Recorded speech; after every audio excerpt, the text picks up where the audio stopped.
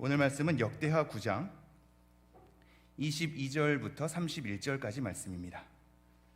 제가 봉독해 드리도록 하겠습니다. 하나님의 말씀을 잘 들어주시고 헤아려 주시면 감사하겠습니다. 솔로몬 왕의 재산과 지혜가 천하의 모든 왕들보다 큰지라. 천하의 열왕이 하나님께서 솔로몬의 마음에 주신 지혜를 들으며 그의 얼굴을 보기 원하여 각기 예물을 가지고 왔으니 곧 은그릇과 금그릇과 의복과 갑옷과 향품과 말과 노새라. 해마다 정한 수가 있었더라. 솔로몬의 병거매는 말의 외양간은 4천이요 마병은 12,000명이라. 병거 성에도 두고 예루살렘 왕에게도 두었으며 솔로몬이 유브라데 강에서부터 블레셋 땅과 애굽 지경까지의 모든 왕을 다스렸으며 왕이 예루살렘에서 은을 돌같이 흔하게 하고 백향목을 평지의 뽕나무같이 많게 하였더라. 솔로몬을 위하여 애굽과 각국에서 말들을 가져왔더라.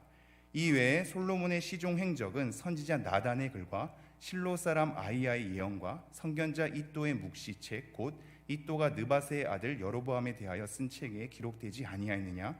솔로몬이 예루살렘에서 온 이스라엘을 다스린 지 40년이라. 솔로몬이 그의 조상들과 함께 잠에 그의 아버지 다윗의 성에 장사되고 그의 아들 르호보암이 대신하여 왕이 되니라. 아멘.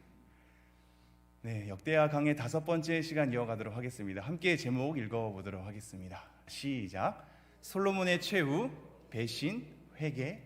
네, 솔로몬의 최후에 대해서 함께 좀 살펴보도록 하겠습니다. 이것이 배신으로 끝이 나는지 아니면 솔로몬이 회개를 했는지에 대한 부분으로 한번 말씀을 상고하고자 합니다.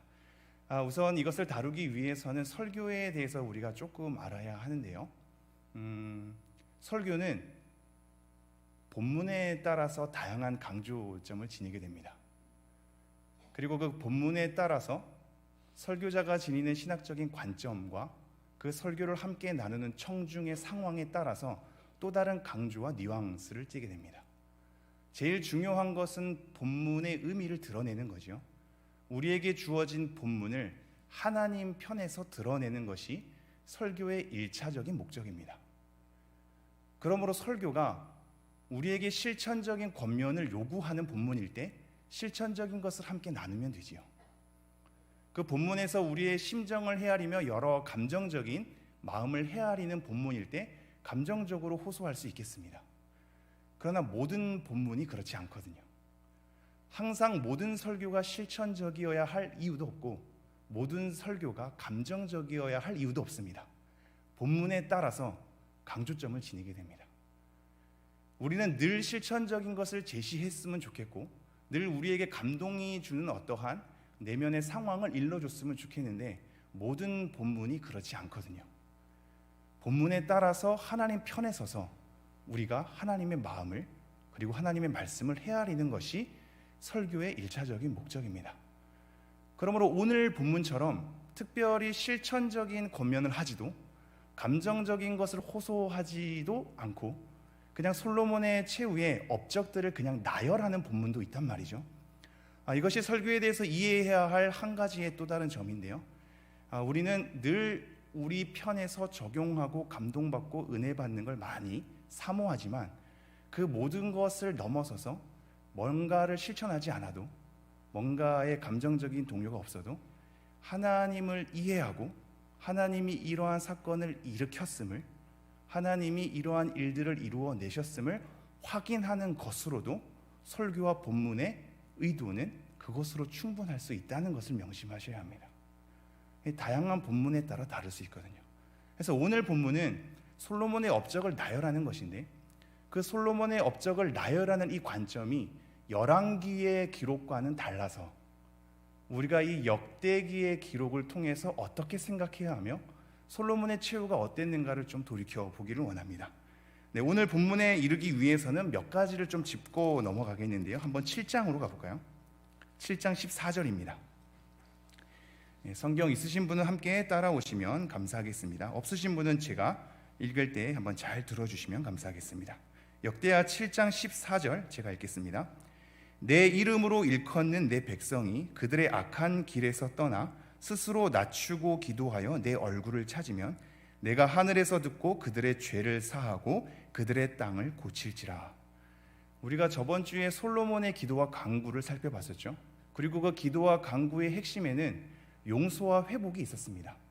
하나님, 성전 제단 앞에서, 성전 안에서, 아니면 성전을 이탈해서 성전을 향하여서 기도할 때 우리의 기도를 들으사 우리가 범죄했을 때 다시 한번 돌이키게 하소서, 이러한 것이 주 내용이었단 말이죠. 이렇게 기도를 올린 솔로몬의 기도 이후에 하나님께서 답변하는 내용이 열왕기에서는 기록되지 않았는데 역대하에서는 기록되어 있습니다. 지금 읽은 이 역대하 7장 14절이 열왕기에서는 발견할 수 없는 부분이거든요. 그 내용이 뭐냐면 그 솔로몬이 기도와 간구했던 그대로 하나님께서 응답하는 거죠.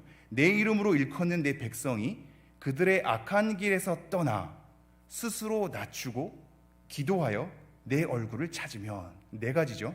악한 길에서 떠나 스스로 낮추고 기도하고 하나님의 얼굴을 찾는 겁니다. 그러면 어떡하냐면 내가 하늘에서 듣고 그들의 죄를 사하고 그들의 땅을 고칠지라, 이렇게 응답하시는 겁니다. 그렇게 엎드렸을 때 기도 들어주십시오 라는 솔로몬의 기도와 간구를 들으사 너네들이 정말로 하나님 앞에 스스로 낮춰서 내 얼굴을 찾고 기도하며 엎드리면 내가 하늘에서 듣고 너네들을 사하겠다, 고쳐주겠다. 이게 라파라는 단어거든요. 그냥 우리의 죄를 용서하겠다를 넘어서서 회복의 관점으로 내가 너를 고쳐주겠다, 이렇게 얘기하는 거예요. 고쳐주겠다. 그리고 15절 16절 이렇게 이어지죠. 이제 이곳에서 하는 기도에 내가 눈을 들고 귀를 기울이리니 이는 내가 이미 이 성전을 택하고 거룩하게 하여 내 이름을 여기에 영원히 있게 하였음이라. 내 눈과 내 마음이 항상 여기에 있으리라. 내가 이미 이 성전을 택하였고, 솔로몬 너가 성전을 지을 수 있도록 택한 것이기 때문에 내가 여기에 내 눈과 마음이 영원히 있게 하리라, 이렇게 약속하는 겁니다. 솔로몬의 간구를 넘어서, 간구를 들었기 때문에 이렇게 움직이는 걸 넘어서서 이미 그 전에 선택하였기 때문에 내가 내 눈과 마음을 여기에 두겠다, 이렇게 얘기하는 거죠. 하나님의 마음이 느껴지십니까? 멋있죠? 하나님 멋있지 않습니까?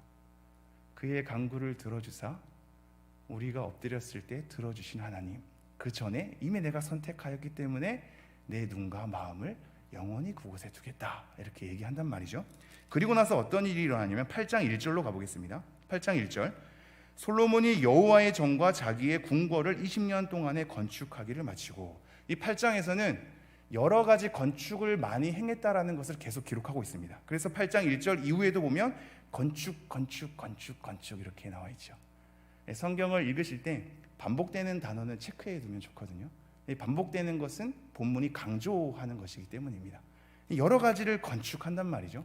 근데 이 건축에도 역대하는 의도적으로 이 모든 것을 솔로몬이 잘 행하는 것으로 그리고 있거든요. 이 부분을 나중에 다시 한번 언급할 건데, 왜 의도적으로 이렇게 하냐면 열왕기에서는 이렇게 긍정적으로만 그리고 있지 않거든요. 건축을 하게 되면 어떡하죠? 우리는 솔로몬이 건축한 이 완공된 것을 보고, 수많은 성읍들을 건축한 것 보고, 야, 정말로 대단하다, 정말로 큰 업적을 이루었다, 이렇게 생각하겠지만 건축을 하려면 노동력이 필요합니다. 노동력을 하려면 강제 노역이 필요합니다. 그래서 열왕기에서는 똑같은 본문을 가지고 솔로몬이 많은 건축을 이루어냈지만 강제로 노역한 것들에 대해서 언급을 하거든요. 그리고 이것은 나중에 르호보암과 여로보암이 갈라서게 되는 하나의 동기가 됩니다. 이 부분은 나중에 다시 한번 언급하기로 하죠. 이렇게 8장 1절부터 수많은 건축에 대해서 언급하고요. 12절 읽겠습니다. 솔로몬이 낭실 앞에 쌓은 여호와의 제단 위에 여호와께 번제를 드리되, 솔로몬은 그냥 건축한 것만이 아니라, 그리고 성전을 지은 것만이 아니라 그 안에 번제도 모세의 규례에 따라, 다윗의 규례에 따라 그것을 철저하게 이루어내는 것을 보게 됩니다. 그냥 겉만 화려한 게 아니라 안에 내실도 다지는 거죠. 하나님 앞에 신앙을 잘 부여하기 위해서 제사에 대해서 엄밀하게 모세와 다윗의 규례에 따라 이것을 이루어냈단 말입니다. 그래서 13절 이렇게 되어 있습니다. 모세의 명령을 따라 매일의 일과대로 안식일과 초하루와 정한 절기 곧 1년의 세 절기 무교절과 칠칠절과 초막절에 드렸더라. 솔로몬이 또 그의 아버지 다윗의 규례를 따라 제사장의 반열을 정하여 섬기게 하고 레위 사람들에게도 직분을 맡겨 매일의 일과대로 찬송하며 그 제사장들 앞에서 수종 들게 하며 또 문지기들에게 그 반열을 따라 각 문을 지키게 하였으니 이는 하나님의 사람 다윗이 전에 이렇게 명령하였음이라. 모세의 규례에 따라, 다윗의 명령에 따라, 이게 눈에 들어오시죠? 제가 계속 역대하에서는 언약적 관계를 얘기하고 있는데요, 모세, 다윗, 그에 앞서 아브라함까지 계속해서 끄집어 오거든요. 그들의 하나님이 나의 하나님입니다 로 연결되어 있기 때문입니다. 그리고 그들의 약속이 내 때에 계속해서 성취되는 것입니다 로 흐르고 있기 때문에 지금 솔로몬은 모세의 규례에 따라 제사법을 행하고 있으며 다윗의 명령에 따라 제사장의 반열, 그 순차대로 각자 어떻게 제사장과 레위인이 역할을 담당할 것인지를 알려주며 그대로 실천하고 있습니다. 그래서 16절 이렇게 마무리가 됩니다. 솔로몬이 여호와의 전에 기초를 쌓던 날부터 준공하기까지 모든 것을 완비하였으므로 여호와의 전 공사가 결점 없이 끝나니라. 모든 것이 외부적으로도 내부적으로도 잘 흠없이 이것이 완성된 겁니다.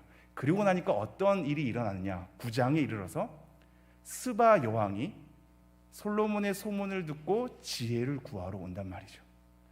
이 스바라는 지역이 정확히 어딘지는 알 수 없습니다만 에티오피아일 가능성도 있고 사우디아라비아일 가능성도 있단 말이죠. 이렇게 스바 여왕이 지혜를 찾아오고, 우리 13절 한번 볼까요? 13절. 그리고 이후에 이런 업적들이 생깁니다. 솔로몬의 세입금의 무게가 금 666달란티오 하면서 점점점, 이 수많은 경제적으로도 군사적으로도 정치적으로도 외교까지, 이때 시대는 해상 무역을 이루기가 어려운 시대였거든요. 근데 솔로몬은 해상 무역까지 다 점령합니다.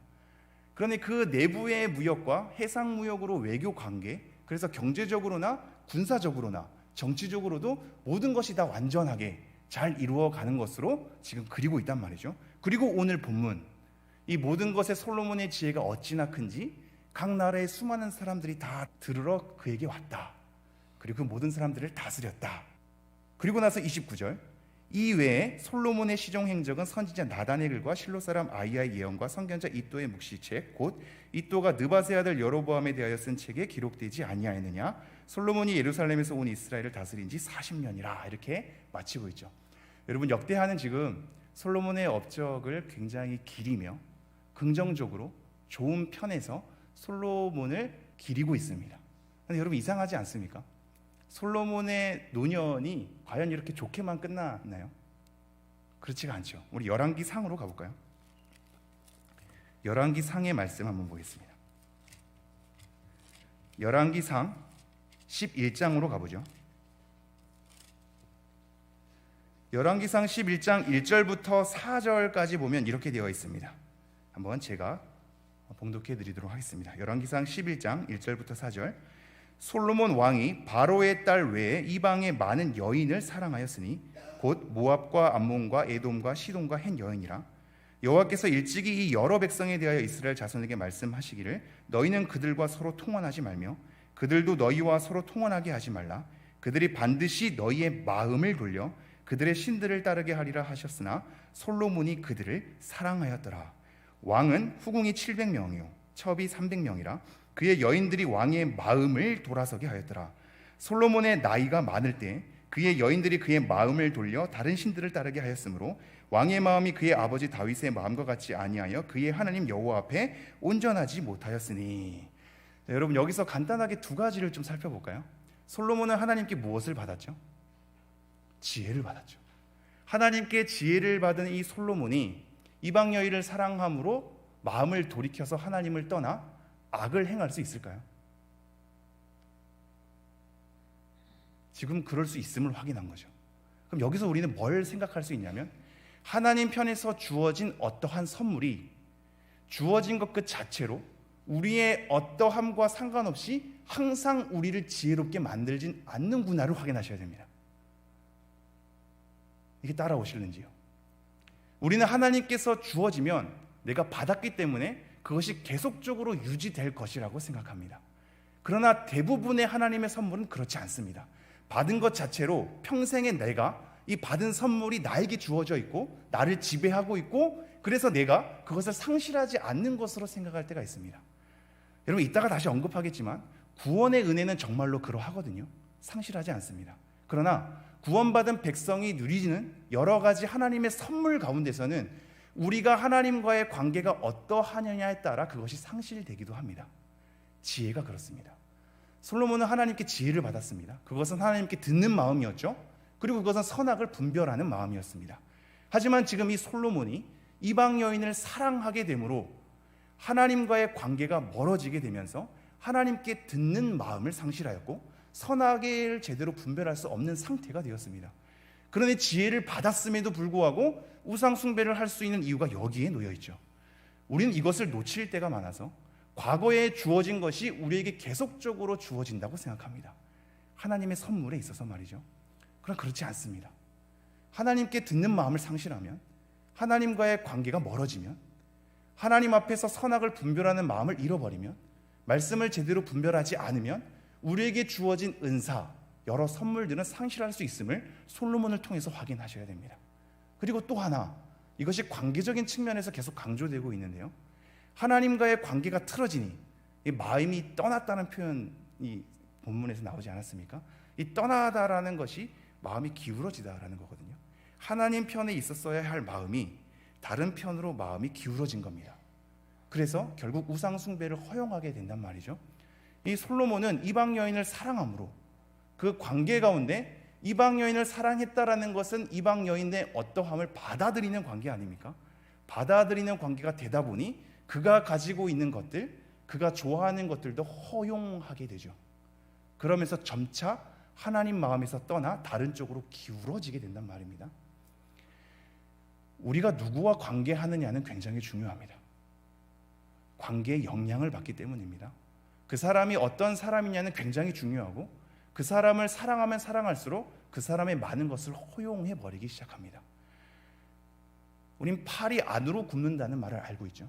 그래서 가족들의 죄에 있어서는 우리가 쉽게 이해하고 눈 감아주려는 습성이 있거든요. 우리 편이기 때문에, 내 가족이기 때문에. 어느덧 죄에 있어서 더 깨어 있어야 할 가족이 오히려 팔은 안으로 굽듯이 내 자녀를 이해하고 내 남편 아내를 이해하게 된단 말입니다. 이것은 사랑이 있기 때문입니다. 내 가족을 내가 사랑하기에 죄도 허용할 수 있는 틈이 있는 거죠. 지금 솔로몬이 그런 거거든요. 이방 여인을 사랑했기에 이방 여인들의 어떠함을 허용하게 됩니다. 그러다가 자칫 하나님과의 관계가 틀어지면서 지혜를 상실하게 되고 결국 하나님께 멀어지게 되면서 우상 숭배를 허용하게 되는 이 사건이 일어난단 말이죠. 그럼 여러분이 한 가지 생각해 보죠. 지금 열왕기에서는 이렇게 솔로몬이 하나님의 지혜를 상실하고 이방 여인을 사랑함으로 그들을 받아들인 가운데 죄를 허용하게 되므로 하나님을 떠나서 하나님 앞에서 수많은 악행을 저지른단 말이죠. 그리고 열왕기서는 그런 식으로 마치게 됩니다. 근데 역대기는 그걸 거론하지 않거든요. 역대기는 왜 솔로몬의 그러한 죄악들을 거론하지 않았을까요? 이거는 의도가 있는데요, 죄를 감추려 하는 것이 아닙니다. 성경은 그렇지 않죠. 하나님의 말씀은 무엇을 감추고 무언가를 더 괜찮게 보이기 위해서 사람들을 속이고 왜곡시키는 것이 절대 아닙니다. 역대기는 정확한 의도를 가지고 있습니다. 왜냐하면 열왕기서가 이미 그 죄악을 지적했기 때문입니다. 이미 열왕기서의 내용을 아는 역대기 저자, 그래서 솔로몬의 죄가 무엇인지 모든 사람이 아는 이 역대기 저자는 이 역대기를 쓸 당시는 포로 생활을 하고 포로 귀환하는 1차 독자들에게 있단 말이죠.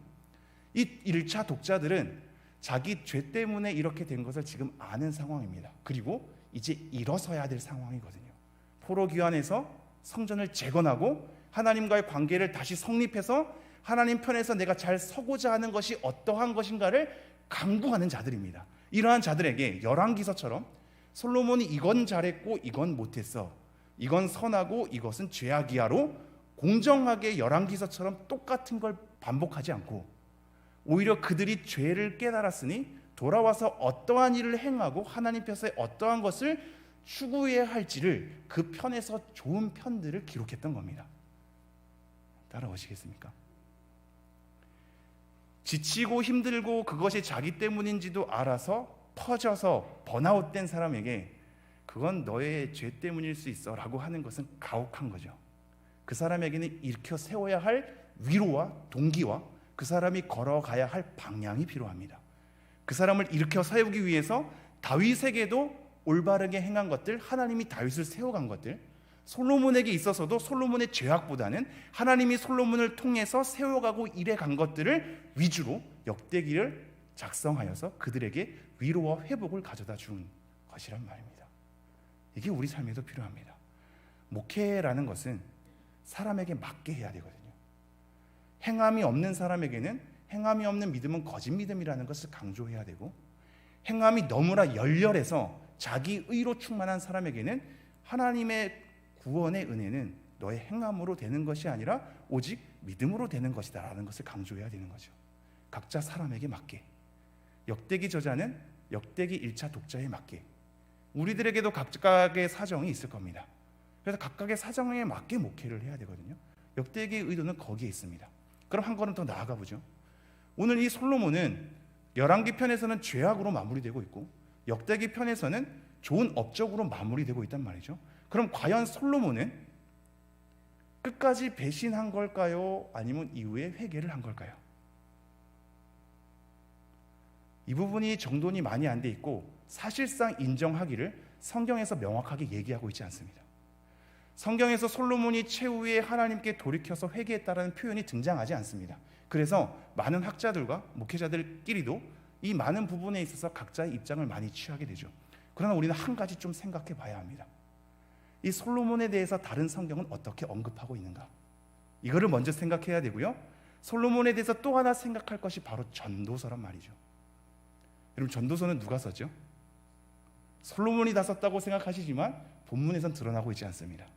전도서 1장 1절에 보면 다윗의 아들 예루살렘 왕 전도자 이렇게 표현하고 있습니다. 솔로몬이라고 얘기하고 있지 않거든요. 솔로몬이 안 썼다고 주장하는 분도 많이 있습니다. 그런데 말이죠, 전도서 1장 12절로 가보면 이 예루살렘 왕이 이스라엘을 다스렸다라는 표현이 등장하거든요. 즉 예루살렘 왕이 남과 북 전체 이스라엘을 다스렸다라는 것은 이미 남과 북이 갈라지기 이전이란 말입니다. 그럼 갈라지기 이전이면서 다윗의 아들은 누구인가? 솔로몬밖에 없습니다. 솔로몬이라고 명확히 얘기하고 있지 않고 전도자라고 얘기하고 있지만 우리가 솔로몬으로 추측할 수밖에 없는 이유가 여기 있죠. 그러면 잘 생각해 보십시오. 이 솔로몬이 이 전도서를 지었다면 언제 지었을까요? 말미에 지었단 말이죠. 이것도 언제 지었는지 성경에서는 얘기하고 있지 않습니다. 그러나 우리는 여러 가지 다양한 면에서 생각해 볼 수 있죠. 전도서 내용 자체가 수많은 인생의 굴곡을 경험한 사람이란 말입니다. 성공을 경험하기도 했지만 실패를 경험한 자이기도 합니다. 성공만 경험해서 이 전도서 내용을 쓸 수 없단 말이죠. 그러므로 전도서를 솔로몬이 젊었을 때 쓸 가능성은 없습니다. 젊었을 때는 한창 잘 나갔거든요. 근데 이후에 나이가 들어서 이방 여인을 사랑함으로 허용하게 되면서 하나님과 멀어지게 되면서 철저하게 실패를 경험하게 되죠. 하나님 앞에 버려둠을 당하는 것처럼 경험하게 된단 말입니다. 그리고 나서 모든 것에 대한 성공과 실패 앞에 자기의 삶을 정돈할 때 과연 우리의 삶이 어떤 걸 추구해야 하는가를 돌이키면서 자기의 삶의 반성과 하나님이 주신 계시적 차원에서 전도서를 썼단 말입니다. 그러면 우리는 전도서를 말미에 썼다고 한다는 것은 이미 우상 숭배를 하고 난 다음이라고 생각할 수밖에 없고, 그렇다면 이 솔로몬은 끝까지 하나님을 배신한 채로 죽음을 맞이한 것이 아니라 결국은 하나님께로 돌이키고 나서 모든 최후를 맞이했다라는 것으로 합리적 추론을 할 수밖에 없죠. 근데 우리는 한 가지 더 나가보죠. 전도서 자체를 넘어서서 성경의 또 다른 부분이 솔로몬을 어떻게 언급하고 있는가를 헤아려야 됩니다. 성경으로 성경을 해석해야 되거든요. 성경을 해석하는 가장 기본은 이 성경 본문이 다른 본문에서 어떻게 지지하고 있는가를 봐야 됩니다. 지금 시간이 없으므로 제가 다 찾아볼 수는 없지만 신약에서는 솔로몬을 자주 언급하고 있죠. 이 솔로몬의 모든 것보다도 뛰어난 이가 예수님이라는 것을 마태복음과 누가복음에 계속해서 언급하고 있습니다. 솔로몬이 입은 모든 영광이 이 꽃 하나만 갖지 못하느니라도 솔로몬 언급하고 있죠. 이 두 가지가 솔로몬보다 더 나으니 하나님께서 보살피시는 꽃 하나는 솔로몬이 입은 영광보다도 더 낫다라는 표현이지만 솔로몬을 부정적으로 언급하는 표현은 아닙니다. 솔로몬이 그만큼 많은 영광을 지니고 있었고 많은 지혜를 가지고 있었다는 것을 인정하는 대목이거든요. 그리고 또 하나의 힌트는 사도행전에서 보면 솔로몬 행각이라고 등장합니다. 이 솔로몬 행각은 예루살렘 성전 바깥에 있는 동쪽 뜰이거든요.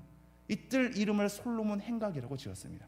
솔로몬이 만약에 유대인들 가운데, 즉 이스라엘 백성의 역사 가운데 배신자로서 마무리를 했다면 이렇게 언급할 수가 없죠.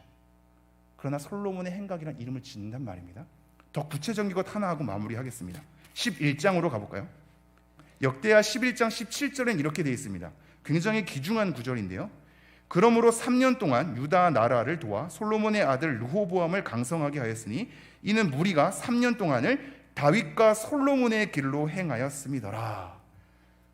다윗의 길로 행했다는 것을 이후의 왕들에 대해서 선한 길을 걷는 것에 대한 대표적 표현으로 쓰거든요. 근데 지금 역대하 11장 17절에 이르러서는 솔로몬을 언급하고 있습니다. 이것이 무엇을 의미할까요? 솔로몬도 다윗처럼 선한 왕으로 언급하고 있는 대목입니다. 그러므로 우리는 솔로몬의 최후가 배신으로 마무리된 것이 아니라 하나님 편에 돌이켜서 전도서도 쓰고 자기의 삶을 감당하는 것으로 마무리를 하고 있단 말이죠. 정리하겠습니다. 이것이 우리에게 주는 의미가 무엇인가? 전도서 때 왜 솔로몬은 자기가 왕으로서 솔로몬이라는 이름을 언급하지 않고 전도자라고 언급했을까? 그것은 자기 삶의 부끄러움을 알았기 때문이 아닐까 싶습니다. 왕으로서 여러 이방의 여인들을 사랑함으로 우상 숭배한 자기의 과오를 알기에 전도자라는 직책을 언급함으로 온전한 지혜의 주인이신 예수 그리스도만 바라보고 자기는 감추려고 하는 의도였을 가능성이 큽니다. 그렇게 감춘 자기가 이제는 업적보다는 하나님을 향하여서 경외하는 편으로 서게 한단 말이죠. 그리고 그는 그 이후에 업적이 성경에 기록되지 않지만 조용히 하나님과 개인적인 관계로 독대하는 시간을 가졌을 것입니다. 마무리하겠습니다. 여러분, 하나님의 사랑은 생각보다 끈질기고 여러분의 생각보다 깊습니다. 우리는 수많은 범죄로 넘어지게 되고 이후에 젊었을 때 열정을 쏟았던 우리의 신앙의 순수함을 어느 순간 잃어버리고 우리가 과오를 범할 수가 있죠. 돌이킬 수 없는 죄악을 범할 수도 있겠습니다. 우리는 그걸로 끝장난 줄 알지만 하나님의 사랑은 그것보다 깊습니다.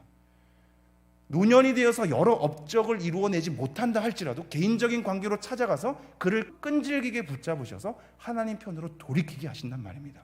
하나님의 사랑은 우리의 생각을 넘어섭니다. 우리의 죄의 크기를 넘어섭니다. 우리의 죄의 어떠함보다도 하나님의 사랑이 크기에 마치 솔로몬이 엄청난 과오를 범했지만 모든 업적을 다 휩쓸고 가고 나서 1:1 관계로 솔로몬을 회복시켰듯이 여러분도 마찬가지로 우리가 대단하리만큼 업적을 남기지 못하고 그런 체력도 그런 경제력도 그런 은사도 없으나 하나님 편에서는 사랑이 깊기에 우리를 끈질기게 붙들어 매기에 우리의 생각보다 크시기에 여러분은 결코 놓치지 않으시며 1:1 관계로 독대하사 하나님 편에 서게 하실 겁니다. 이 하나님의 사랑을 잊지 마시고 하나님의 이 사랑의 깊이를 이해하시면서 여러분의 인생을 담당하셨으면 좋겠습니다. 기도하겠습니다.